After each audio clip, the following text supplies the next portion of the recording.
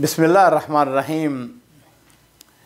मुअज़्ज़ज़ नाज़रीन इकराम, आज हम नबी करीम सल्लल्लाहु अलैहि वसल्लम के बड़े ही एक अज़ीम सहाबी सैयदना अम्मार बिन यासिर रज़ी अल्लाह ताला अन्हु के हवाले से गुफ्तगू करेंगे।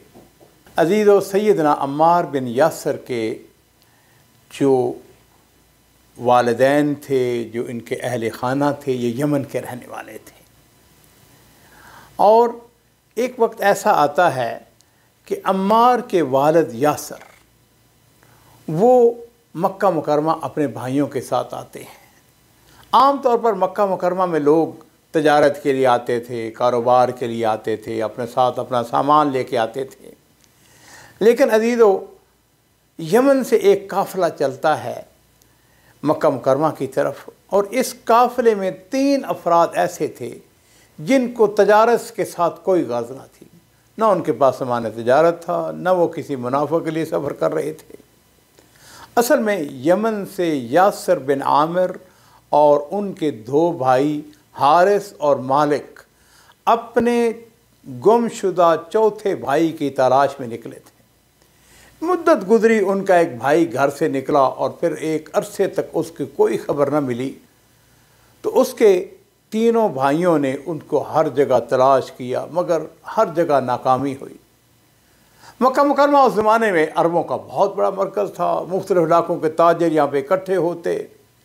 किसी ने इन तीनों भाइयों को मशवरा दिया, या हो सकता है कि उनका अपने दिल में ख्याल आया हो कि उनका भाई मक्का मुकरमा में से मिल जाए, या वहाँ से कहीं उनको ख़बर मिल जाए। चुनाचे जो काफ़िला यमन से मक्का मुकरमा जा रहा था, ये तीनों भाई भी उस काफ़िले में शामिल हो जाते हैं। और फिर जिस वक़्त ये काफ़िला मक्का मुकरमा में पहुँचा, तो काफ़िले के दूसरे लोग वो तो कारोबार के अंदर कोई बेचने लग गया, कोई चीज़ें ख़रीदने लग गया, अपने कारोबार के अंदर मसरूफ़ हो गए। लेकिन ये तीनों भाई अपने भाई की तलाश में लग गए। लेकिन अज़ीज़ो, मेहनत के बावजूद, कोशिश के बावजूद, जद्दोजहद के बावजूद, इधर उधर पूछने के बावजूद उनको अपने भाई के बारे में कुछ नहीं पता चला। नाज़रीन इकराम, उस ज़माने में अकेला आदमी तो सफ़र नहीं करता था, हमेशा काफ़िले के साथ सफ़र करता था। ये काफ़िला जिसके साथ यासिर और उसके भाई आए थे, उसकी वापसी का वक्त हो चुका था। ताजरों ने अपना अपना सामान बांधना शुरू कर दिया। यासिर और उसके भाई अपने मिशन में नाकाम हो चुके थे। उन्होंने वापसी का सोचना शुरू कर दिया। तीनों भाई इकट्ठे हुए कि वापसी की तैयारी करें। अचानक यासिर ने ऐलान कर दिया, उसने कहा, देखो बात यह है भाइयों, मेरा यमन वापस जाने का कोई इरादा नहीं है। मुझे मक्का बड़ा पसंद आया है, मैं यहीं क़याम करूँगा। बैतुल्लाह शरीफ, उसका कुर्ब जवार, उसकी हमसायगी मुझे बड़ी अच्छी लगी है। उसके भाइयों ने बड़ा कहा कि भाई चलते हैं, हमारे वहाँ पे रिश्तेदार हैं, अजीज़ व अकारब हैं, कारोबार है। उसने कहा, नहीं भाई, मेरा फ़ैसला अटल है, मैंने यहाँ से वापस नहीं जाना है, मैं यहाँ मक्का में ही रहूँगा। चुनांचे उसके भाई वापस चले गए और यासिर अकेला मक्का मुकरमा में रहने लगा। अज़ीज़ों, उस ज़माने का दस्तूर था कि जो भी शख्स या कबीला बाहर से आता तो वो मक्का मुकरमा के किसी मुअज़्ज़ज़ आदमी या बड़े ख़ानदान की कफ़ालत में आ जाता, या उसके साथ वादा कर लेता, ताकि अगर कोई उसके ऊपर जुल्म करे, ज़्यादती करे, तो वो बड़ा आदमी उसका दिफा कर सके।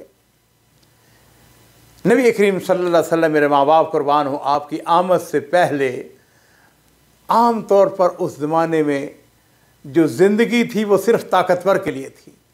जो लोग गरीब थे, फ़कीर थे, मसाकीन थे, ग़ुलाम थे, उनकी ज़िंदगी बड़ी मुश्किल में थी, बड़ी मुशक्क़त में थी। अमूमन उनकी ज़िंदगी बड़े और ताकतवर लोगों की मरहून मिन्नत थी।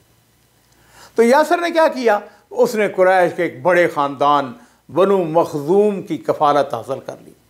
बनु मखज़ूम का एक बड़ा नामवर आदमी था, उसका नाम था अबू हुज़ैफ़ा बिन मुग़ीरा। यासिर का उसके साथ वादा हो जाता है कि वो उसका सरपरस्त होगा।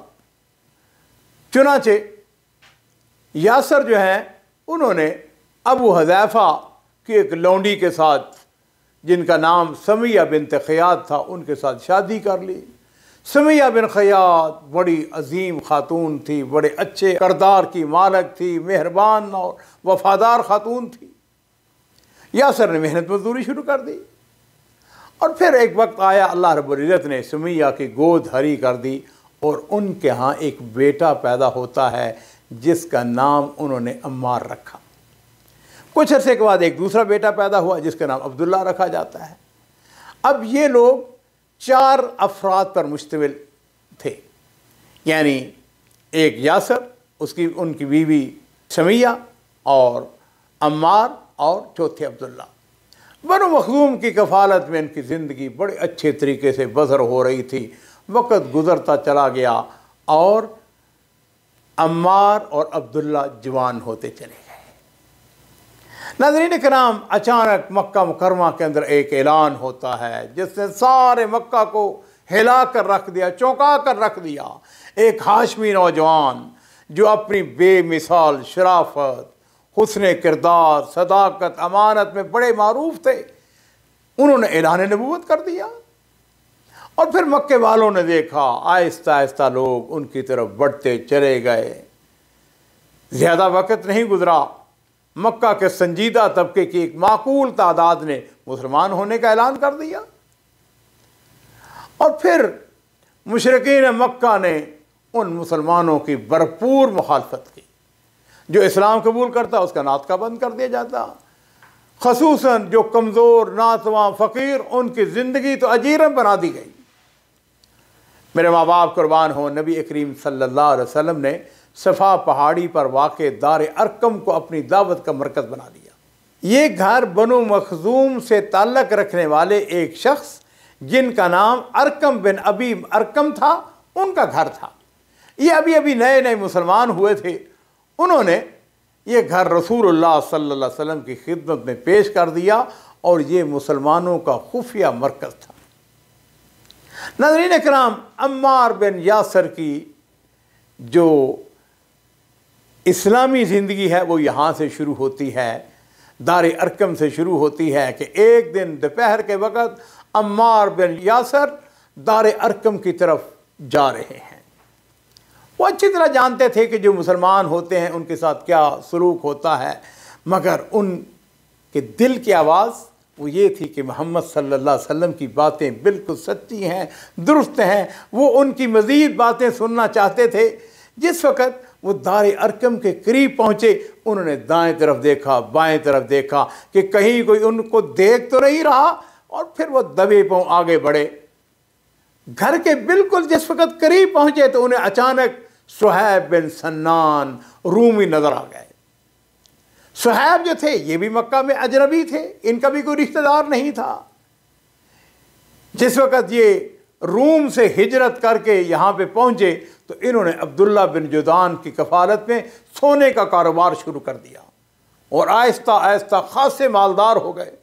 लेकिन सुहैब रूमी का भी कोई बड़ा कबीला या ख़ानदान नहीं था, इसलिए ये भी हज़रत अम्मार की तरह गरीब वतन थे। अब देखिए कि दोनों ने एक दूसरे को देखा, हाथ मिलाया। अम्मार ने पूछा, सुहैब तुम कहाँ जा रहे हो? सुहैब ने पूछा कि तुम कहाँ जा रहे हो? तो अम्मार कहने लगे कि मैं तो मोहम्मद सल्लल्लाहु अलैहि वसल्लम के पास जा रहा हूँ और मैं उनकी बातें सुनना चाहता हूँ। सुहैब जो हैं उन्होंने सरगोशी के आलम में कहने लगे कि मैं भी उन्हीं के पास जा रहा हूँ। और फिर अजीज़ों, दोनों ने बड़ी गर्मजोशी के साथ आपस में हाथ मिलाया, इसलिए कि दोनों की मंज़िल और मुराद मुश्तरक थी। और फिर ये दोनों दोस्त इकट्ठे ही दार अरकम में दाखिल होते हैं।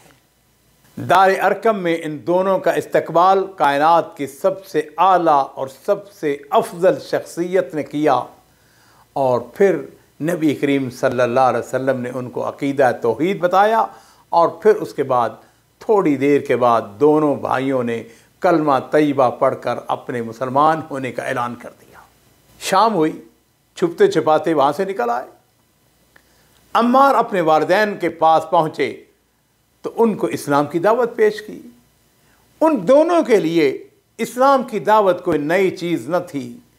चुनाचे दोनों मियाँ बीवी जो पहले ही सलीमुल फितरत थे, बेटे की बात पर लब्बैक कहते हैं और फौरन इस्लाम कबूल कर लेते हैं। तौहीद की दावत, तौहीद की खुशबू छुपी नहीं रह सकती।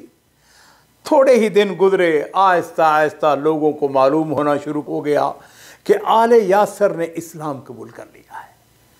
और फिर एक दिन बनु मखजूम के सरकर्दा अफराद ने उनसे पूछा, क्या तुम लोग भी साबी हो गए हो?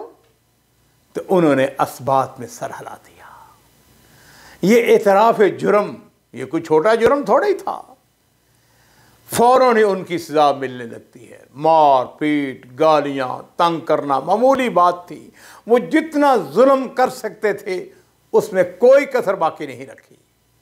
वादी बतहा में जब सूरज की गर्मी से मक्का तप रहा होता, आले यासर पर कोड़े बरसा जाते, उनको पानी से महरूम रखा जाता, गर्म जमीन पर लटाकर जंजीरों से बांध दिया जाता। मुशरिकीन उनसे एक ही मुतालबा करते, बनु मखजूम उनसे एक ही बात कहते कि मोहम्मद सल्लल्लाहु अलैहि वसल्लम का साथ छोड़ दो। लेकिन अजीजो, अकीदा तौहीद, इसके क्या कहने, इसकी लज्जत के क्या कहने। जैसे जैसे मुशरिकीन का, बनु मखजूम का उनके ऊपर जुल्म बढ़ता चला जाता, आले यासर का ईमान पुख्ता से पुख्ता होता चला गया। और नाज़रीन इकराम, एक दिन ऐसा हुआ कि कायनात की सबसे मुशफ़क़ हस्ती सैयद वल्द आदम वादी बतहा से गुजर रहे हैं। देखा आले यासर को अजाब दिया जा रहा है। यासर खुद, उनकी बीवी समिया, उनका बेटा अब्दुल्ला और अम्मार जंजीरों में जकड़े हुए हैं। इनका जुर्म क्या है? इनको सजा क्यों दी जा रही है? उनका जुर्म यह है कि उन्होंने अकेले रब को अपना मुश्किल कुशा, हाजत रवा मान लिया है। यासर बिन आमर कह रहे हैं, अद्दहरु हाकज़ा, ज़माना ऐसा ही होता है।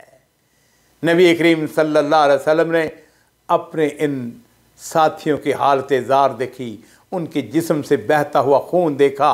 वो लाचार और बेयार और मददगार इंतहाई बेबसी की हालत में जालिमों के हाथों मार खा रहे थे। तो नबी करीम सल्लल्लाहु अलैहि वसल्लम ने आसमान वाले रब, उसकी तरफ निगाह दौड़ाई और नबी करीम सल्लल्लाहु अलैहि वसल्लम ने अरशाद फरमाया, अबशिरू आले यासर फ़इन्न मौइदकुमुल जन्ना। आले यासर, तुम्हारे लिए बिशारत और खुशखबरी हो कि अल्लाह की जन्नत तुम्हारा ठिकाना है, तुमसे मुलाकात जन्नत के अंदर होगी।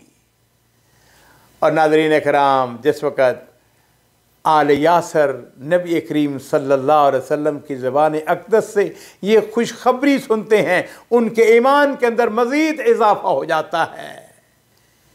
नातक़े वही सैयद वल्द आदम उनको जन्नत की खुशखबरी दे रहे हैं। दुनिया वाले दुनिया में जितना मर्जी जुल्म कर लें, एक दिन जुल्म की अंधेरी रात ख़त्म हो जाती है, लेकिन जन्नत की खुशबू, वाह वाह, सुबहान अल्लाह, उसके क्या कहने। और फिर आले यासर सब्र करते हैं। बनु मखजूम के जुल्म सितम में अजाफा होता चला जाता है और एक दिन नौबत ये आती है कि यासर इस अजाब को बर्दाश्त न कर सके और वो अपनी जान का नजराना पेश करके जवार रहमत पे पहुंच जाते हैं। उनके दूसरे बेटे अब्दुल्ला, वो भी मार खाते खाते अपने खाल के हकीकी से जा मिलते हैं। और जहाँ तक समिया का ताल्लुक है, समिया बिनते खय्यात रज़ी अल्लाह ताला अन्हा, बूढ़ी औरत, अबू जहल के मुसलसल जुल्म का निशान बनने वाली, कब तक सख्तियाँ बर्दाश्त करती।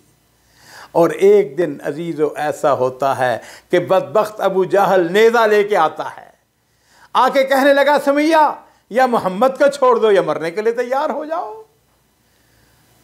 और सैयदा समिया बिनते खय्यात, अजीमत का पहाड़ उनके सामने, आखिरत, अल्लाह के दीन को छोड़ दें, मोहम्मद सल्लल्लाहु अलैहि वसल्लम को अपना नबी मानने से इनकार कर दें, ये कैसे हो सकता है।